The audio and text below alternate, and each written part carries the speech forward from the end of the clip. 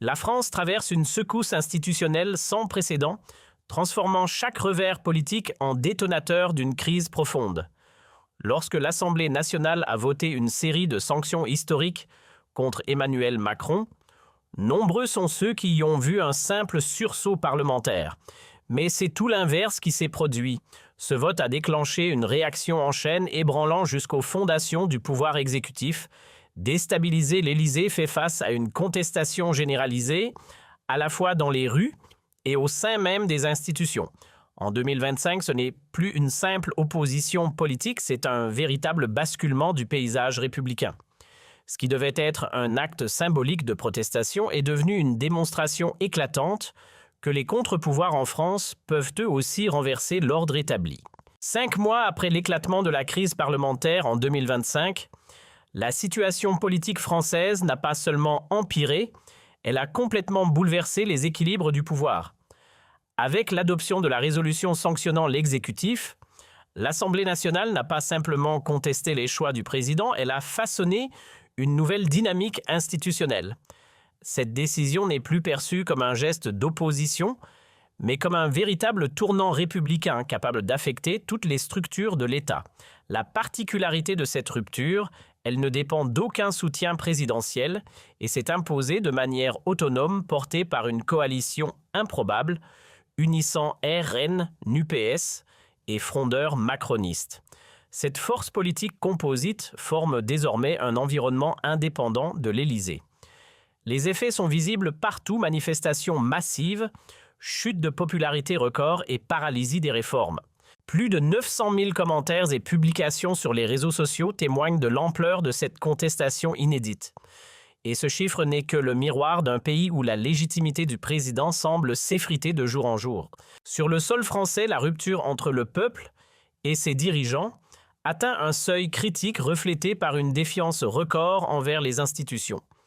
Alors que seulement 4% des citoyens estiment que Macron conduit le pays dans la bonne direction, la colère populaire ne se limite plus à des revendications sectorielles. Elle s'étend désormais aux urnes, aux rues et jusque dans les rangs même du pouvoir législatif. Cette fracture démocratique dépasse largement les frontières de Paris. Des régions rurales jusqu'aux grandes métropoles comme Lyon ou Marseille, des voix s'élèvent contre la politique d'austérité imposée par l'Élysée. Et aujourd'hui, le mouvement s'internationalise, les médias étrangers s'en emparent, les ONG s'en inquiètent et des parlementaires européens questionnent la légitimité des choix français. Ce n'est plus une simple crise nationale, c'est l'image même de la République qui se fissure à l'échelle globale. Mais le vote des sanctions n'a été que l'étincelle initiale. Depuis, l'Assemblée nationale a multiplié les initiatives pour accentuer la pression sur l'exécutif. L'un des coups de théâtre les plus retentissants fut la saisie du Conseil constitutionnel, remettant en cause la légalité des décrets présidentiels imposant des coupes budgétaires drastiques. Ce recours juridique n'est pas un simple geste symbolique, il s'accompagne d'une demande d'audit public sur des contrats opaques, notamment ceux passés avec des cabinets de conseil internationaux, comme McKinsey représentant plus de 2 milliards d'euros depuis 2017. Loin d'être isolée, cette offensive institutionnelle s'inscrit dans une montée en puissance de la contestation. Sur les réseaux sociaux, les hashtags explosent, les vidéos du vote cumulent des millions de vues et les accusations de trahison économique se multiplient. Alors que Macron tente de préserver son autorité, le terrain politique, juridique et médiatique devient de plus en plus glissant. Sur le terrain gouvernemental, le pouvoir exécutif tente encore de riposter, mais ses efforts ressemblent de plus en plus à des sursauts désespérés. Le plan d'austérité dévoilé par François Bayrou, présenté comme une réponse rigoureuse au déficit public de 110 milliards d'euros, s'est transformé en bombe sociale. Alors que l'Élysée espérait redorer son image avec une stratégie budgétaire ferme, le gel des pensions, la suppression de jours fériés et la fermeture de 50 hôpitaux régionaux ont provoqué un tollé sans précédent. Ce programme voulu comme une démonstration de rigueur est perçu par une large majorité comme une attaque directe contre les plus vulnérables. Et malgré l'absence de soutien de la majorité absolue à l'Assemblée Macron, continue de pousser ses réformes, démontrant un entêtement qui, loin d'impressionner, alimente l'exaspération générale. Le pouvoir tente d'agir seul, mais chaque mesure ne fait qu'aggraver la fracture entre le pays et ses dirigeants. Les données sont implacables, le mécontentement atteint des sommets inégalés. Selon un sondage Toluna Harris de mars 2025, seuls 4% des Français estiment que Macron mène le pays dans la bonne direction, tandis que 67% le jugent responsable de l'effondrement économique. Loin d'être un simple malaise passager, cette défiance traduit une perte de légitimité profonde, alimentée par la flambée des prix, plus 4, 5% d'inflation, la hausse du gaz, plus 20% depuis 2024, et l'insécurité galopante, plus 112% de délits violents. Mais plus encore que les chiffres, c'est l'émergence d'une conscience collective qui marque ce moment. Les syndicats, les retraités, les jeunes, les agriculteurs, tous convergent autour d'un même rejet, celui d'un pouvoir jugé sourd et déconnecté. Ce rejet n'est pas seulement une réaction, il devient une dynamique de rupture, et cette lame de fond pourrait bien pousser d'autres nations à remettre en question la place des élites dans leur propre démocratie. Sur le terrain des alliances politiques, les lignes ont bougé de façon spectaculaire. Une coalition improbable s'est formée à l'Assemblée nationale unissant les rangs du RN de la NUPES et même certains députés dissidents issus de Renaissance. Cette convergence inattendue, jadis inimaginable, démontre l'ampleur du rejet dont fait l'objet Emmanuel Macron. Pendant que le président tente de préserver l'ordre institutionnel, ses adversaires multiplient les initiatives pour bloquer l'agenda présidentiel, comme cette menace de motion de censure contre Bayrou dans les 48 heures. En réaction, la majorité tente de contre-attaquer par des appels au dialogue républicain et à l'unité nationale, mais ces discours semblent de plus en plus déconnectés de la réalité sociale. Les tensions internes au sein même du camp présidentiel, notamment autour de Gérald Darmanin, aggravent l'instabilité. Ce qui devait être un leadership stable se transforme peu à peu en un échiquier chaotique où chaque joueur pense déjà à l'après-Macron. Dans ce climat institutionnel bouleversé, une interrogation majeure s'impose désormais: la Ve République peut-elle encore tenir debout ou sommes-nous à l'aube d'un changement de régime profond? L'opinion publique, elle ne laisse plus place au doute. Les Français, épuisés par les crises successives, inflation, insécurité, désindustrialisation, rejettent massivement le modèle actuel de gouvernance. Dans des pays comme la France, mais aussi ailleurs en Europe, les citoyens réclament davantage de transparence, de justice sociale et de contrôle démocratique sur les décisions stratégiques. Le temps des réformes imposées par décret semble révolu. Les nouvelles générations particulièrement actives sur les réseaux posent une question brûlante: à qui profite réellement le pouvoir? Et dans ce nouveau contexte, une réalité s'impose: la fracture entre les élites dirigeantes et la population ne peut plus être ignorée. Quand les services publics sont sacrifiés, que les retraites sont gelées et que les voix populaires sont marginalisées, les Français moyens s'interrogent sur leur place dans la République. Ce n'est plus seulement une affaire de parti ou d'idéologie, c'est un cri de fond porté par des millions de citoyens réclamant d'être entendus. Car face à un système qui semble verrouillé, c'est toute la légitimité du pouvoir qui est remise en cause. Et à ce stade, la simple communication politique ne suffit plus. Non pas parce que les citoyens adhèrent pleinement à sa politique, mais parce qu'aucune alternative institutionnelle claire n'a encore émergé. Emmanuel Macron semble toujours en place. Pourtant, son pouvoir repose désormais sur une légitimité vaste. La France traverse une secousse institutionnelle sans précédent, transformant chaque revers politique en détonateur d'une crise profonde. Lorsque l'Assemblée nationale a voté une série de sanctions historiques contre Emmanuel Macron, nombreux sont ceux qui y ont vu un simple sursaut parlementaire. Mais c'est tout l'inverse qui s'est produit. Ce vote a déclenché une réaction en chaîne ébranlant jusqu'aux fondations du pouvoir exécutif. Déstabiliser l'Élysée fait face à une contestation généralisée, à la fois dans les rues et au sein même des institutions. En 2025, ce n'est plus une simple opposition politique, c'est un véritable basculement du paysage républicain. Ce qui devait être un acte symbolique de protestation est devenu une démonstration éclatante que les contre-pouvoirs en France peuvent eux aussi renverser l'ordre établi. 5 mois après l'éclatement de la crise parlementaire en 2025, la situation politique française n'a pas seulement empiré, elle a complètement bouleversé les équilibres du pouvoir. Avec l'adoption de la résolution sanctionnant l'exécutif, l'Assemblée nationale n'a pas simplement contesté les choix du président, elle a façonné une nouvelle dynamique institutionnelle. Cette décision n'est plus perçue comme un geste d'opposition, mais comme un véritable tournant républicain capable d'affecter toutes les structures de l'État. La particularité de cette rupture, elle ne dépend d'aucun soutien présidentiel. La France traverse une secousse institutionnelle sans précédent, transformant chaque revers politique en détonateur d'une crise profonde.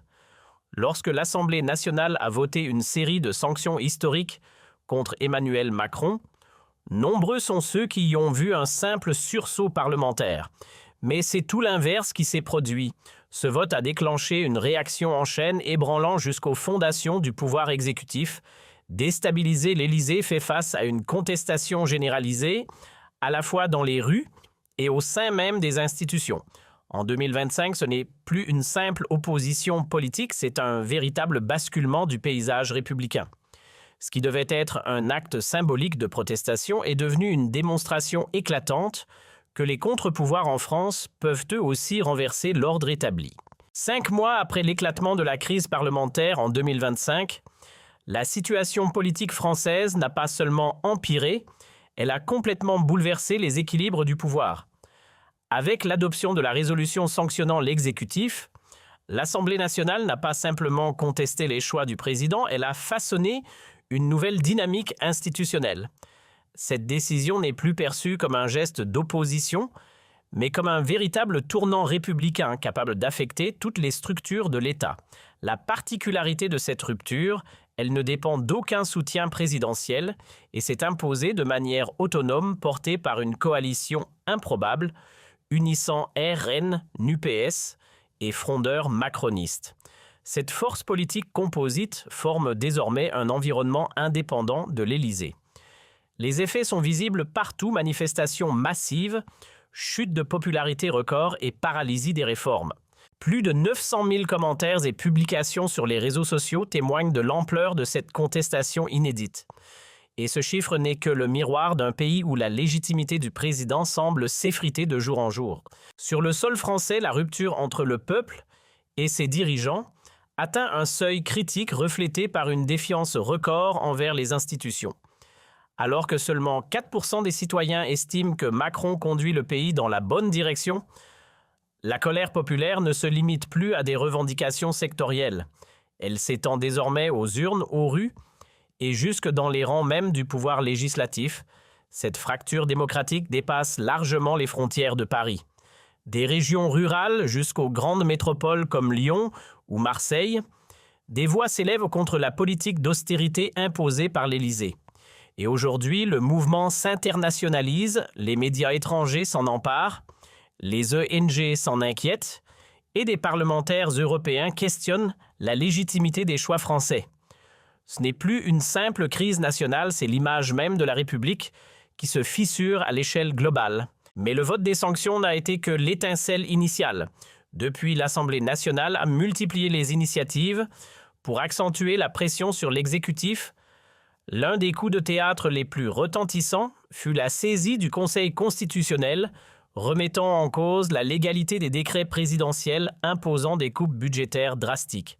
Ce recours juridique n'est pas un simple geste symbolique, il s'accompagne d'une demande d'audit public sur des contrats opaques, notamment ceux passés avec des cabinets de conseil internationaux, comme McKinsey représentant plus de 2 milliards d'euros depuis 2017. Loin d'être isolée, cette offensive institutionnelle s'inscrit dans une montée en puissance de la contestation. Sur les réseaux sociaux, les hashtags explosent, les vidéos du vote cumulent des millions de vues et les accusations de trahison économique se multiplient. Alors que Macron tente de préserver son autorité, le terrain politique, juridique et médiatique devient de plus en plus glissant. Sur le terrain gouvernemental, le pouvoir exécutif tente encore de riposter, mais ses efforts ressemblent de plus en plus à des sursauts désespérés. Le plan d'austérité dévoilé par François Bayrou, présenté comme une réponse rigoureuse au déficit public de 110 milliards d'euros, s'est transformé en bombe sociale.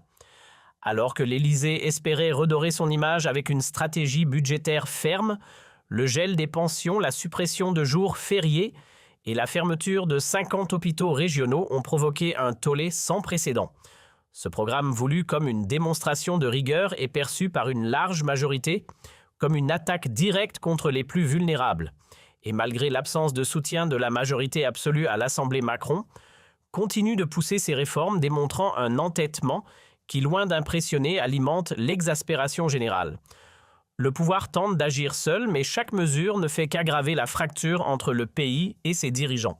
Les données sont implacables, le mécontentement atteint des sommets inégalés.